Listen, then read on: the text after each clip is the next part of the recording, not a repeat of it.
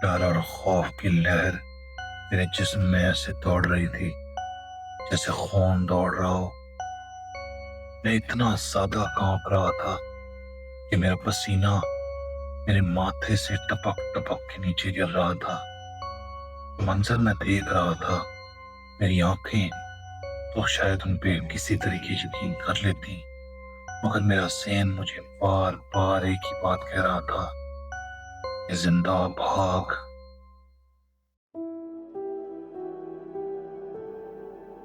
खौफ अक्सर कहानियों में छुपा होता है और कुछ लोगों की आंखों से तो कभी नहीं जाता, मगर यहाँ हर कहानी खौफ खुद सुनाता है। Ladies and gentleman, welcome to whispers in the dark और मैं हूं मर्शा। दोस्तों, आज की कहानी शुरू तो बहुत ही खूबसूरत तरीके से होती है, मगर जैसे जैसे ये अपने आखिर की तरफ पहुंचती है, गेट्स वेरी डार्क और वेरी क्विकली। अगर आपको भी ऐसी कहानियों में इंटरेस्ट है तो यहाँ पर इस चैनल पे हम डेली एक अजीबोगरीब पैरानॉर्मल स्टोरी अपलोड करते हैं। प्लीज लाइक, चैनल को सब्सक्राइब, स्टोरीज को ज्यादा से ज्यादा शेयर कीजिएगा, बेल आइकन को जरूर दबाइएगा ताकि हर कहानी सबसे पहले आपके पास पहुंच जाए। दोस्तों, आज की कहानी हमें डॉक्टर नजीब ने लाहौर से भेजी है। वो बताते हैं कि 2015 में मिड स्कूल कंप्लीट करने के बाद हर मेडिकल स्टूडेंट की तरह उन्होंने हाउस जॉब कंप्लीट की और हाउस जॉब के अंदर उनको एक फैसिनेशन हो गई विद द डेड। इसीलिए उन्होंने अपनी पोस्ट ग्रेजुएशन फॉरेंसिक मेडिसिन के अंदर करना सोचा। फॉरेंसिक मेडिसिन डॉक्टरी की वो फील्ड है जिसमें आपको you have to talk with the dead. आपने सोर्स ऑफ डेथ मालूम करना होता है, whether it is a homicide, whether it is a suicide, किसी ने किसी को जान के गोली मारी है या उसने सेल्फ इन्फ्लिक्टेड वुंड किया है, वाज इट अ हैंगिंग या क्या वो एक कत्ल था। डॉक्टर नजीब कहते हैं कि मैं इस चीज में बहुत ज्यादा इंटरेस्ट लेने लगा। फिलहाल अपनी पोस्ट ग्रेजुएशन कंप्लीट करने के बाद मैंने पंजाब पब्लिक सर्विस कमीशन का एग्जाम देने को सोचा, जिसके जरिए मुझे किसी भी सरकारी अस्पताल के अंदर एक पक्की नौकरी मिल जाए। हर कोई अपने फ्यूचर का सोचता है, ये सोचते हुए डॉक्टर नजीब ने दिन रात एक करके पंजाब पब्लिक सर्विस कमीशन की तैयारी स्टार्ट कर दी। वो बताते हैं कि इस दौरान उनको एक बहुत ही गंदी आदत लग गई। He used to take hallucinogenic drugs। वो ड्रग्स लेने लग पड़े। ये ड्रग्स उनको हेलुसिनेशंस करवाती, कभी उनको कोई परछाई नजर आती, कभी उनको कोई आवाज सुनाई देती, लेकिन बीइंग अ डॉक्टर उनको पता था कि दिस इज नॉट रियल। हकीकत है तो सिर्फ एक चीज कि उनको नींद ना आ रही थी, क्योंकि इस चीज का साइड इफेक्ट ये होता है कि ये आपसे नींद छीन लेती है। डॉक्टर नजीब बताते हैं कि अपनी पंजाब पब्लिक सर्विस कमीशन का एग्जाम उन्होंने विद फ्लाइंग कलर्स क्लियर कर लिया। क्लियर करने के बाद उनकी पहली पोस्टिंग लाहौर से 56 किलोमीटर दूर एक शहर कसूर में हुई। कसूर is a very ancient and very popular city in Punjab. It is known as the burial place of the Sufi poet Baba Bulleh Shah.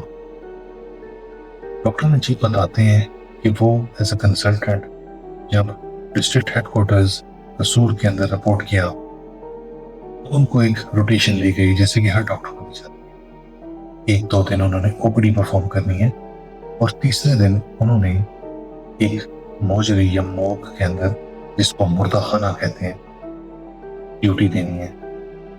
Every 6 day he has to perform a postmortem। उन्होंने मुर्दे को चीर कर मालूम करना है कि उसके पेट में जो जहर था क्या उसने वो खुद पिया या उसको पिलाया गया, क्या वो फांसी थी या क्या वो एक कत्ल था। डॉक्टर नजीब कहते हैं क्योंकि मुझे इस चीज में बहुत ज्यादा इंटरेस्ट था, शायद कोई आम डॉक्टर मुर्दे खाने के पास आने का सोच भी ना सकता है, मगर वो कहते हैं कि मैं जिस तरह डिसेंसिटाइज हो चुका था, मुझे अच्छा लगता था वहां पर रहना, मुझे अच्छा लगता था उनका मालूम करना, ऐसे जैसे मैं उन मुर्दों से बातें करने लग पड़ा। वो आदत, वो हेलुसिनोजेनिक ड्रग्स लेने की आदत मेरी जिंदगी का हिस्सा बन गई और मैं आगे से आगे बढ़ता चला गया। एक दिन ऐसा आया कि मैं बाहर लॉन में बैठा सिगरेट पी रहा था। माली ने मेरी तरफ बहुत गौर से देखा और मुझे कहने लगा कि डॉक्टर साहब, आपको डर तो नहीं लगता? डॉक्टर अजीब कहते हैं, ये क्या अजीब सा सवाल था। मैंने माली चाचा को बुलाया, उन्हें पास और पूछा कि आपने ऐसा क्यों कहा माली चाचा? वो कहने लगा, बेटा छोड़ो, मैं यहाँ पे बहुत पुराना हूँ, तुमने वैसे भी 2 साल रहना है और फिर बड़े अस्पताल में गाँव और चले जाना है। वो बात जैसे मेरे ज़हन में फंस गई। अगले दिन अपनी ओपीडी कंप्लीट करने के बाद मैं फिर उस माली को ढूंढने लग पड़ा। वो माली मैं मुझे अवॉइड कर रहा था। मिलाकर कंफ्रंटेशन हो ही गया और वो माली मुझे कहने लगा, वो पता है कि आपसे पहले डॉक्टर का क्या हाल हुआ था? ये मुर्दा खाना नहीं है, ये रूमों का कब्रिस्तान है। यहाँ से कत्ल किए गए लोगों की रूहें कभी बाहर नहीं निकल सकती। डॉक्टर नजीब ने यह बात लौड़ा दी। वापस आकर उन्होंने अपने आप को यह समझाया कि ये लोग जो कि कम अकल हैं, इनमें कॉमन सेंस नहीं होती।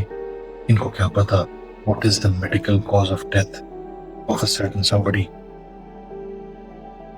लेकिन वो बात डॉक्टर नजीब को करता रहा। बिलाखिर तंग आकर उन्होंने इस चीज की शिकायत अपने मेडिकल सुपरिटेंडेंट यानी कि इंचार्ज ऑफ द हॉस्पिटल से की। उसके बाद वो माली चाचा ने हमको कभी तंग नहीं किया। डॉक्टर नजीब बताते हैं कि चूंकि मेरे अंदर क्यूरियोसिटी आ चुकी थी इस चीज की, तो मैं तमाम पुराने स्टाफ से ये बातें पूछने लगा। आपका हर मेंबर मेरे से मुंह फेर के जैसे दूर भागता था। डॉक्टर नजीब कहते हैं, मैंने सोचा क्या मैं नशे में होता हूँ या मैं होश में होता हूँ, मुझे तो पता ही नहीं चलता। क्या क्या पता मैंने किस तरीके से उनसे क्या सवाल पूछा हो, क्या पता वो माइंड कर गए हो। तो मैंने सोचा कि मैं अपनी नशे की आदत छोड़ दूंगा। ऐसे भी अखलाकी तौर पर यानी एथिकली ये ठीक नहीं है। पोस्टमार्टम हर थर्सडे को होता था।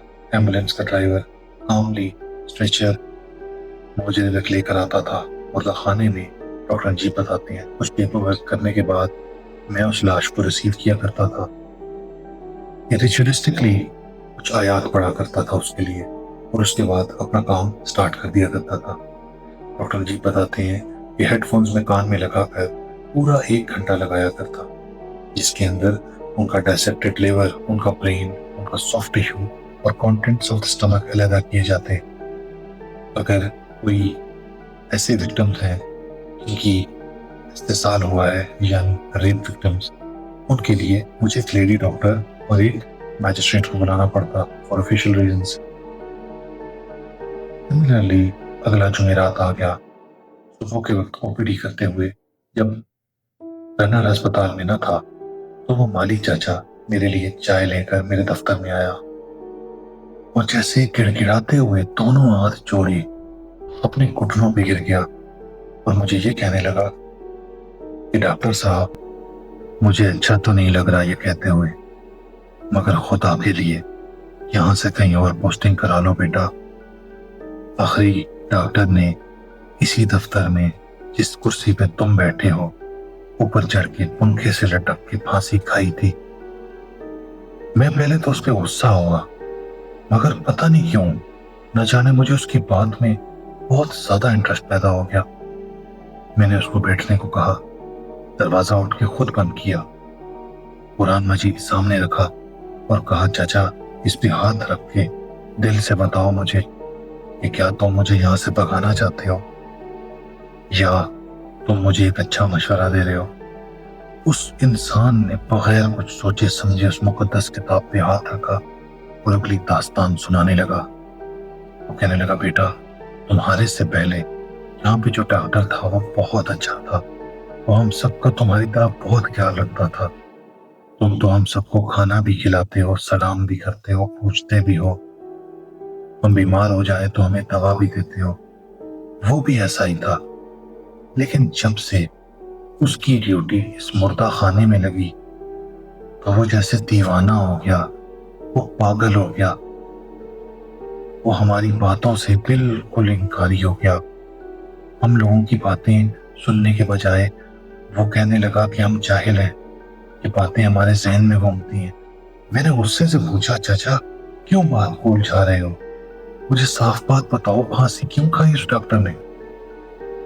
वो माली कांपते कांपते अल्फाज में मुझे कहने लगा, बेटा इस अस्पताल में सिर्फ हम नहीं रहते, इस अस्पताल में मुर्दा खाने में कुछ ऐसी रूहें भी रहती हैं जो कभी भी यहां से नहीं निकल सकती, जो इतनी पुरानी और कदीम है, जो तुम्हारे कानों में आके ऐसी ऐसी बातें करती हैं, तुम्हें ऐसी ऐसी चीजें सुनाई देने लग पड़ती हैं जो शायद वहां पर नहीं होती। डू नॉट एग्जिस्ट, तुम्हें परछाइयां नजर आती हैं। वो बात सुनाते सुनाते मैंने हाथ के इशारे से उसको कहा, बस बस चाचा, आपको नहीं पता इस चीज को हेलुसिनेशन कहते हैं। ये परछाइयां, ये आवाजें सुनना, ये सिर्फ एक पागलपन की बीमारी की अलामत है, और कुछ लोग तो नशावर दवा भी देते हैं। गुस्से में मैं उसको बता बैठा जैसे कि मैंने अपना इम्तिहान पास करने के लिए नशावर दवा ली थी। वो बुजुर्ग आदमी मेरे मुंह की तरफ देखते हुए कहने लगा, बेटा मेरी बात समझ लो, मेरी बात समझ लो, और रोते रोते मेरे दफ्तर से चला गया। तभी बाहर एम्बुलेंस की ऊंची ऊंची आवाज ने मुझे चौंकन्ना कर दिया। मैं अपनी कुर्सी से उठा, अपनी पूरी सर्जिकल किट उठा के, अपने दस्ताने पहनते हुए, मुंह पे मास्क चढ़ाए, मुर्दा खाने की तरफ रवाना हो गया। वहां पर मामूल की तरह स्ट्रेचर पर एक लाश पड़ी थी, और मुझे एम्बुलेंस का ड्राइवर भी कुछ घबराए हुए अल्फाज में कह रहा था, डॉक्टर साहब जब हो जाए तो मुझे मिस कॉल दे देना, मैं बड़े साहब को यानी मैजिस्ट्रेट को लेकर आ जाऊंगा। मैं समझ गया ये कोई इज्जत का केस है, this is some sort of either honour killing और अ रेप विक्टिम। मैंने हाथ के इशारे से उसको जाने को कहा। बड़ा दरवाजा शीशे का बंद करने के बाद और दोनों अतराफ की कुंडियां लगाने के बाद मैंने अपने रिचुअल शुरू किए। डॉक्टर नजीब बताते हैं कि अपनी आयतें पढ़ने के बाद मैं उस डेड बॉडी की जानिब बढ़ा। मुर्दाखाने में एक अजीबो गरीब खामोशी थी, क्योंकि डेड बॉडीज वहां पर लावारिसों की भी आती हैं, तो ठंडक इतनी ज्यादा थी कि मेरे मुंह से भाप निकलने लगी, which was very normal. Me being a doctor, मुझे पता था ये सब चीजें इसलिए हैं ताकि बॉडीज फ्रेश रह सकें। मैंने अपना इंसाइजर पकड़ा जिससे मैंने पहला इंसिजन देना था, और बिस्मिल्लाह पढ़ते हुए जैसे ही उसके पास पहुंचा तो मुर्दे को हाथ लगाने के बाद मैं चौंक के पीछे हट गया। जिस्म तो गर्म था, इतना गर्म कि जैसे ये जिंदा हो, लेकिन जिस्म पकड़ा हुआ था। मैंने अपनी निसाब की किताब याद करने के बाद अपने आप को ये याद दिलाया कि जिस्म तो मौत के 36 घंटे यानी 36 आवर्स आफ्टर डेथ रहा करता है। इस प्रोसेस को हम राइगर मोर्टिस कहते हैं, और ये तो होता ही तब है जब जिस्म इतनी देर ठंडा पड़ रहा हो कि जब मुझे कुछ समझ ना आ रहा था। न जाने क्यों मेरे कानों में एक अजीबो गरीब हेलुसिनेशंस आने लगी, ऑडिटरी हेलुसिनेशंस, मुझे आवाजें सुनाई देने लगी जैसे बहुत सारे लोग बोल रहे हो। मैंने सोचा कि मैंने क्योंकि 3-4 दिन पहले ही अपने ड्रग्स छोड़ी हैं, शायद इस वजह से may be some sort of side effect. मैंने उस औरत के गर्म जिस्म को इंसिजन दिया। असूलन उसके अंदर से एक फवारे की तरह खून निकलना चाहिए था, लेकिन जिस तरह उसके जिस्म को खोल के देखा, उसके जिस्म ऐसे ठंडा था जैसे कई साल पहले खत्म हो चुका हो। न सिर्फ ये, मगर अंदर के ऑर्गन्स तो जैसे थे ही नहीं। ये निशानी एक ऐसी लाश की होती है कि जो कई सालों से दफन हो और उसके अंदर के ऑर्गन्स डिसइंटीग्रेट या खत्म हो चुके हों। डॉक्टर नजीब कहते हैं मुझे कुछ समझ ना आ रहा था ये क्या हो रहा है। तभी मुझे सामने खड़ी हुई एक अजीबोगरीब औरत की मुस्कुराती हुई शक्ल नजर आई। मैं चौंक के पीछे हटा, अपने हाथों में खड़े इंस्ट्रूमेंट नीचे गिरा दिए। जब मैंने आंखें झपक के देखा तो उधर तो कोई भी ना था। मैंने सोचा उस चाचे की बातें मैं अपने सर पे सवार कर रहा हूं। मुझे डर से बहुत दूर रहना चाहिए। I am a doctor, my life is in the mortuaries of the hospitals. मेरा काम अस्पतालों के मुर्दाखाने में है।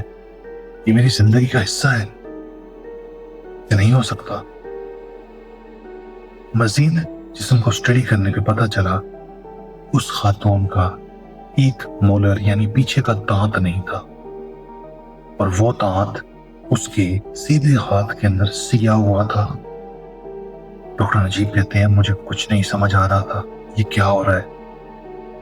और इतनी ज्यादा ठंड हो गई थी उस मुर्दाखाने में जैसे किसी ने माइनस में डबल कर दिया हो टेम्परेचर। मैंने टेम्परेचर गेज की तरफ नजर दौड़ा के देखी जो स्टैंडर्ड -1 पे होना चाहिए। It was -15। नो वंडर वो कह रहे थे कि मेरी टांगें जवाब दे गई थी और मेरा जिस्म कांपने लग पड़ा था। मैंने टेम्परेचर गेज को रीएडजस्ट करने के लिए अपने ग्लव्स उतारे और एक लंबी ठंडी सांस लेने के बाद पीछे मुड़ा। जब मैं पीछे मुड़ा तो उस खातून की लाश उस डायसेक्टिंग टेबल पे नहीं थी। डॉक्टर नजीब कहते हैं कि जिस तरह में जमीन मेरे पैरों के नीचे से निकल गई हो, मेरे जिस्म का एक एक औसान खता हो गया हो। मेरे रोंगटे खड़े हो चुके थे। डर मेरे जिस्म में पूरी तरह भाग रहा था। कहां है वो औरत? ये कैसे हो सकता है? मैंने अपनी आंखें मली कि मैं फिर से हेलुसिनेट तो नहीं कर रहा। वहां पे कुछ भी ना था। मैंने ऊपर इंटरकॉम के जरिए कॉल की कि नीचे ड्राइवर को भेजो, तो रिसेप्शन से बात पता चली कि ड्राइवर तो अभी तक पहुंचा ही नहीं है। मैंने कहा ये कैसे हो सकता है? डॉक्टर नजीब कहते हैं कि मैं भागता हुआ ऊपर गया, अपने दफ्तर के ऑफिशियल नंबर से उस ड्राइवर के मोबाइल नंबर पे कॉल करने लगा। जब कॉल करने लगा तो मुझे पीछे से ऐसे लगा जिस तरह 2 ठंडे हाथों ने मेरा गला दबा दिया हो। इतने जोर से वो गला मेरा दबाया और वो नाखूनों वाले ठंडे जनाना हाथ, ये 2 छोटे छोटे हाथ, मगर मेरा गला इतनी जोर से दबाए हुए थे कि जैसे मेरी सांस निकल रही हो। मैंने एकदम से उन हाथों पे हाथ रखा तो वहां पे तो कुछ भी ना था। मैंने ये सोचा ये हो क्या रहा है मेरे साथ? ऐसे नहीं हो सकता। मैंने अपने अंदर हिम्मत पैदा की और मैं वापस नीचे मुर्दाखाने की जानिब गया। जब मैं मुर्दाखाने की जानिब गया तो मैंने एक बहुत अजीब मंजर देखा। मैंने देखा कि मैं खुद अंदर खड़ा हूं और मैं उस मुर्दे को डायसेक्ट कर रहा हूं। ये मंजर मैं अपनी आंखों से देख रहा था। टाइम 3 घंटे पहले का है जब वो लाश ताजी ताजी मुर्दाखाने में आई थी। अपनी दोनों आंखों को तेजी से डॉक्टर नजीब ने मला और जोर जोर से दरवाजे को बजाने लगे। तभी उनको याद आया कि मैंने तो दरवाजा अंदर से बंद किया था और मेरे कान में तो हेडफोन्स लगे हुए हैं। वो अपने आप को उस लाश को डायसेक्ट करते हुए देख रहे थे। डॉक्टर नजीब बताते हैं मैंने कांपते हाथों से जेब में हाथ डालना चाहा कि फोन निकाल के वीडियो बनाऊं, क्योंकि this was very very abnormal. अगर ये हेलुसिनेशन है तो ये कैमरे में तो आ ही जाएगी। क्या मेरी ड्रग्स छोड़ने का मेरे ऊपर इतना गंदा असर हो रहा है? तभी डॉक्टर नजीब कहते हैं पूरे फ्लोर की लाइट बंद हो गई और एक अजीबो गरीब सी जलने की बदबू आने लगी, जिस तरह इंसानी जिस्म जल रहा हो। थोड़ी देर बाद मैं दौड़ के ऊपर गया। ऊपर जाने के बाद मैं कंट्रोल रूम की जाने दौड़ा कि वहां पर जाके आसिफ नामी लड़के को ये कहूंगा कि मुर्दा खाने का कैमरा मुझे दिखाए, उधर कौन खड़ा है। डॉक्टर नजीब कहते हैं मैं जैसे ही उधर पहुंचा तो वहां पर तो कोई भी ना था। कैमरे में मैंने जब ये देखा मंजर कि ना उस फ्लोर पे किसी लड़की की लाश है, ना उस फ्लोर पे मैं खड़ा हूं, ना स्ट्रेचर कभी आया है। रिवाइंड करने को बार बार डॉक्टर नजीब देखते रहे। हाँ, लेकिन एक बात जरूर थी, एक दांत, एक अकेला दांत उस पूरे ओटी टेबल के ऊपर पड़ा हुआ था। डॉक्टर नजीब कहते हैं मुझे बहुत ज्यादा डर लग चुका था। मैं अब कांप रहा था। वो औरत जिसका जिस्म गर्म है, जिसके अंदर के औज़ा खत्म हो चुके हैं और जिसका जिस्म ऐसे सख्त लकड़ी की तरह है कि जैसे 36 घंटे पहले मौत हुई हो। एम्बुलेंस के ड्राइवर को कॉल करने में पता चला कि अभी तो वो लाश लेकर ही नहीं आया। हाँ, मगर वाकई एक 21 साल औरत की लाश, जिसको इज्जत की लूटने का शिकार बनाया गया, यानी कि शी वाज रेप विक्टिम, वो आपके पास में लेकर जरूर आ रहा था। मगर अब उसके लवाहिकीन ने मुझे कहा है कि इसको लाहौर लेकर चलते हैं। डॉक्टर नजीब ने कहा कि उसका सीधा हाथ खोल कर देखो। बहुत जिद के बाद एम्बुलेंस ड्राइवर पिछली सीट पर गया और लवाहिकीन यानी अटेंडेंट्स को कहने लगा कि सीधा हाथ जो उसने मजबूती से बंद किया हुआ था, इसको खोल के देखो, क्या इसमें एक दांत है। जब उसको खोला, उसमें वाकई एक दांत था। डॉक्टर नजीब बताते हैं कि उस दिन के बाद उस लड़की के लवाहिकीन बार बार बार मेरे पास आते रहे। मेरे पास कोई जवाब ना था। इस कहानी के खत्म होने का कोई जवाब ना था। वो बूढ़ा माली अपनी सर्विस कंप्लीट करने के बाद अगले 3 दिन में घर चला गया था। डॉक्टर नजीब बताते हैं मैंने उसको बहुत ढूंढा, उससे पूछना चाहता था मैं कि जो तुम कहानियां सुना रहे हो वो सच है या झूठ है। वो कहते हैं अगले ही दिन मैंने अपना मूवमेंट ऑर्डर लाहौर पोस्ट किया और मैं जिद से लाहौर आ गया कि अगर आपने मेरी पोस्टिंग नहीं करनी तो मैं शायद रिजाइन दूं। तभी उनकी जोर जबरदस्ती करने पर डॉक्टर नजीब की पोस्टिंग जिना हॉस्पिटल लाहौर में हो गई, जहाँ पे आप बतौर एक प्रोफेसर ऑफ फॉरेंसिक मेडिसिन बच्चों को सिर्फ पढ़ाने का काम करते हैं।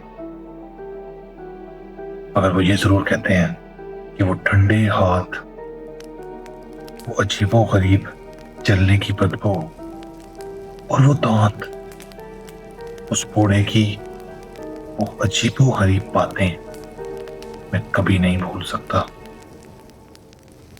दोस्तों, आज की कहानी अगर पसंद आई हो तो लाइक, सब्सक्राइब और कहानी को ज्यादा से ज्यादा शेयर कीजिएगा और नीचे दी गई ईमेल पे अपने साथ हुई हुई तमाम वाकयात को मेरे पास भेजिएगा। हमेशा की तरह अपना बहुत ख्याल रखें। कल मिलते हैं। खुदा हाफिज।